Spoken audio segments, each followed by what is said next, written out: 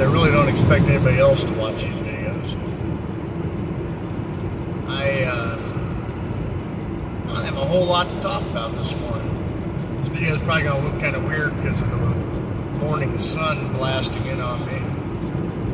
But yeah, the weather this fall is pretty nice. Starting off warm and pleasant. It's going to be in the 70s today. But anyway, so I was just thinking about things. Where's life going? What's this world doing? And, you know, being dad means you get to give unsolicited advice. And so I am going to advise you to beware of envy. Now, what's funny, I always thought that envy was number 2 on the list of the 7 deadly sins. You know, now I just heard on one of the Catholic shows that greed is number 2. So now I'm a little confused, but I mean, they're deadly sins, every last one of them, so I guess the order is relatively unimportant. So, and I don't remember the Inferno well enough to remember how Dante did it. But envy, let's talk about that a little bit. I really do believe that envy in our current society is really at the root of all of our problems. The people that have not been as talented or successful or wealthy, whatever, those folks envy the people who have been more fortunate, rather than looking at them with, at worst, indifference, and in some cases, admiration. I mean, Elon Musk, the guy that invented Tesla and SpaceX and all that stuff. I mean, I'm in awe of what he's done. I know for sure I couldn't do it because I didn't do it. But I don't begrudge him what he has done for himself. I don't begrudge the money he makes. I don't feel bad or think that he shouldn't have what he's worked for. My dad always said that, in business, you gotta work hard enough, you gotta be smart enough, and you gotta get lucky.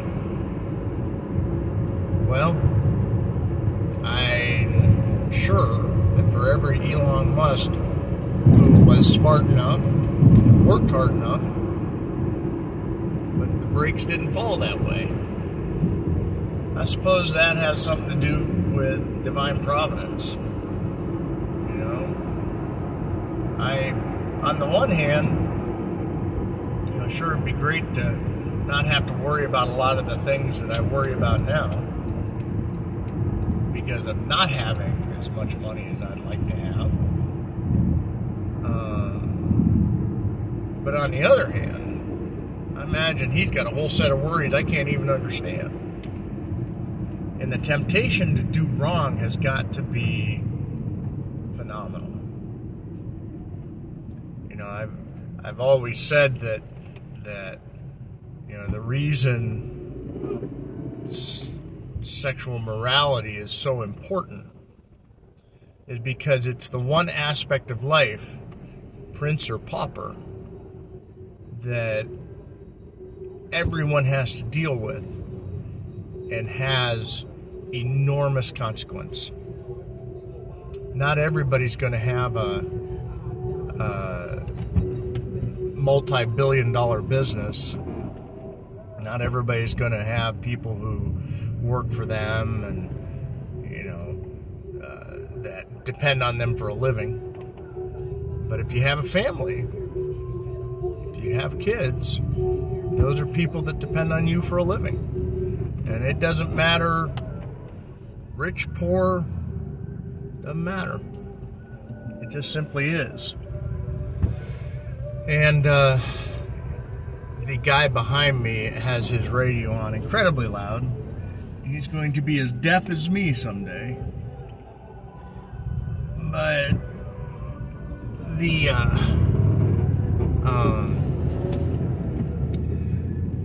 whole point is you can't begrudge people what they have. And I think the trick is to somehow be content with what you have. Now, anybody who knows me knows that that's really hard for me. It's very, very hard. I don't know if it's our society, I don't know if it's human nature, but it's really hard to be content with what you have. You always want more. I heard a guy say once that if I have $1 million, I want 1,000,001. I get it. I do. So, it seems to me that the best thing to do is be grateful. Be grateful for what you've got, because it could always be worse. There's a guy in a gutter in Calcutta that would love to trade places with you. So be grateful, work hard, be smart, and hopefully you're lucky enough to be successful. So, that's all I got for you today. You guys stay out of trouble, all right? Love you.